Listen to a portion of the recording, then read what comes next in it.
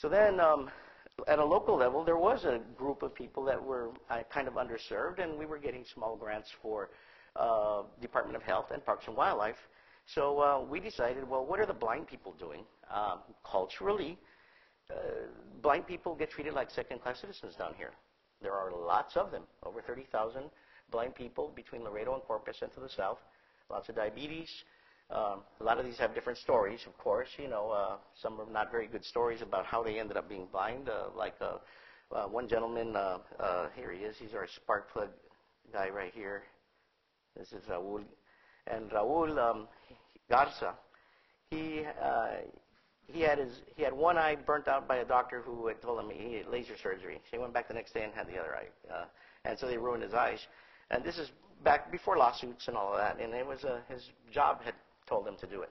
But what we ended up doing was we used bird watching as a hook, and we taught all of these blind folks how to bird by ear. Cornell gave us permission to use bird recordings. They went to Austin, and Austin designated a whole section of the Great Texas Birding Classic watching event for the blind called the Out of Sight Songbirder Tournament. Now, the thing that we had to overcome with this group was because they're coddled a lot, because the culture is so close, that people don't want to be separated from their families, in which case we have a school for the blind that's only in Austin. So you're going to have to send your kid to Austin for a year and a half to learn, Braille and the machines and cane technique and mobility training and all this other stuff. Well, they don't want to be away from their child. They won't let them go.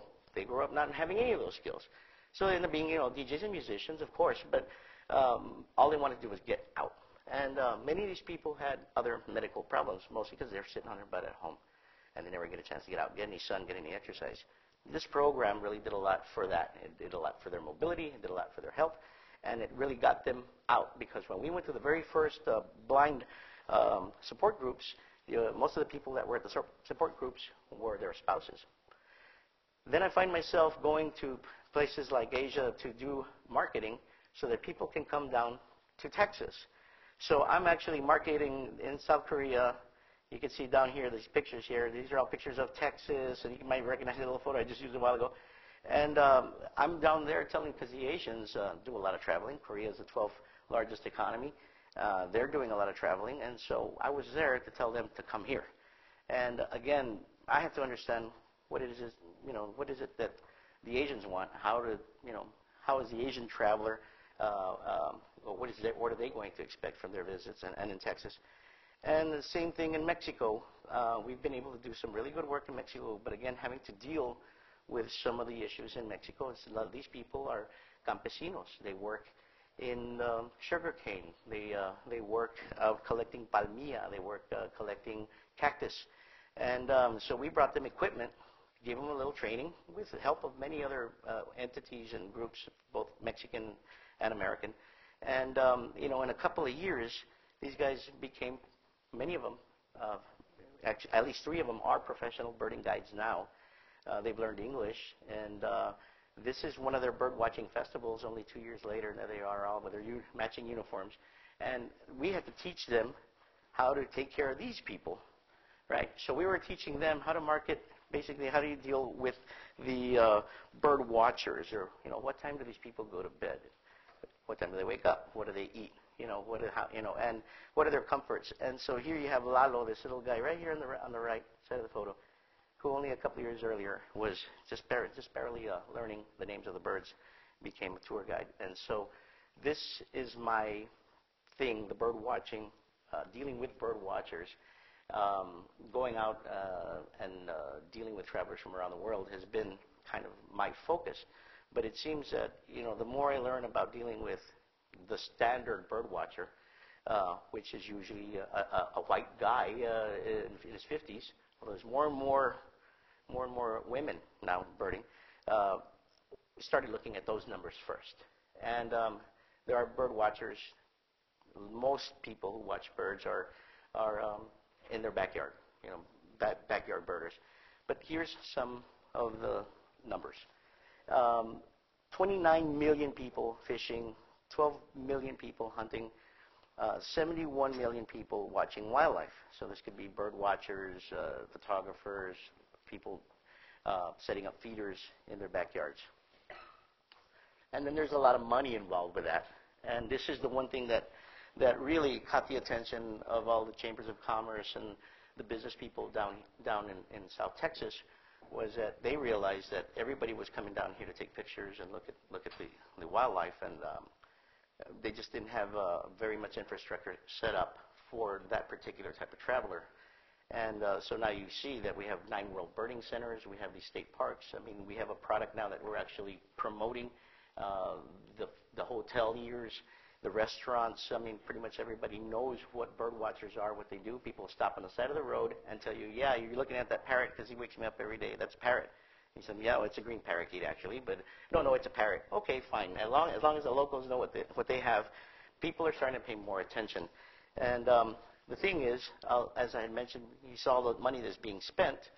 There's also, not just culturally, but economically, there is maybe perhaps a reason why there isn't enough, let's say, disposable income and disposable time for some people to be able to get out and let's say take a drive to the beach, go out, on a extended trip to Garner State Park and maybe do a little, a float down the river or something like that, because it all starts to add up.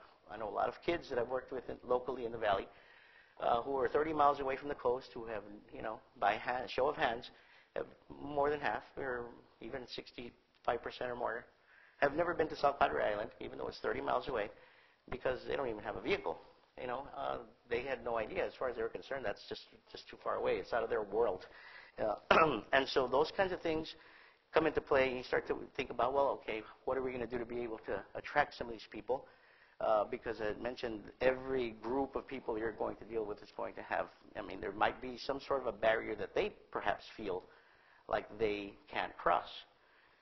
My sister-in-law grew up a migrant farm worker, and they were all over the country. They did Washington, they did, Colorado, they were all over the place.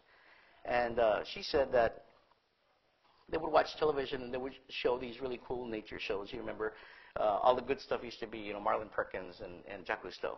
And they would show these really, wonderful parks in our system, Yosemite, for example. And they'd see that on television, and they'd ask their mom and dad, hey, Mom, hey, Dad, look at that. Why don't we ever go there?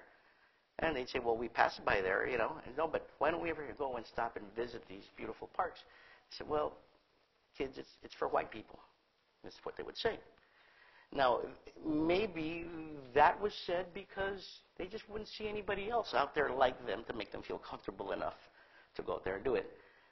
Maybe it was because they didn't feel like they would be accepted, or they would be, basically the inclusion part. And that's why we try to put everything out there, in English and Spanish, nowadays, and that's how we used to do a lot of marketing. But if you look at the families, it is true that the Latino families are a little bit bigger. They usually have 5 or more people living in the house, and that includes, sometimes, the in-laws, or, nobody kicks anybody out. And they don't send Mom to the nursing home. She dies at home. And you bring the new wife over, and she can live with us for a couple of years until you get your back on your feet. And next thing you know, nobody leaves, and the house is full of people. And that's how it is. And when they get together, maybe this is why Latinos really aren't big on bird watching, is because you can't keep about 10 or 12 relatives quiet long enough to look at a bird. Especially when the music's blaring and everybody's having a good old time. And Grandma, look at this, and hey, look at that. This is true, and because I do know that everybody I know, at least, they all have a green thumb. They all have a backyard garden. They all love nature. It's just they don't think they can understand the concept of being quiet long enough to stop and look at something to see if it'll come in.